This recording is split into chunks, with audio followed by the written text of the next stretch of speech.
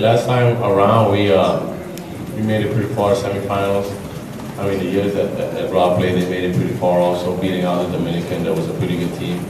So, obviously, we expect a lot from ourselves. Our countries back at home, Netherlands, Curacao, Aruba, I mean, all the Antilles expect a lot from us, and hopefully we can go out there and put up good numbers, put up a good paper again, and hopefully make it to the semis and further on. With our game, before that, professional players were not allowed to participate in any amateur tournaments.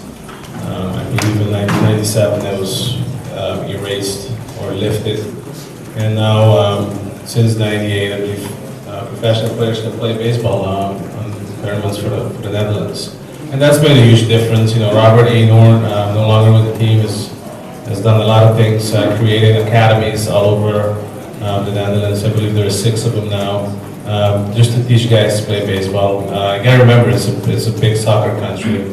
Every kid wants to play football or soccer. But you know, it's changing. It's changing. Guys see the success the team is having over the last decade or so. So they want to be part of it. And you know, if you trickle down into the islands, you know, we do a lot of clinics. We do a lot of seminars for our coaches to get them to broaden their minds and learn more, and so they can teach the kids. The talent is there. But if you don't have people refining that talent, you know, it's only scratching the surface of it. So that's why I think you see, you know, better players, you know, major league players, guys get into the major league level and having a lot of success.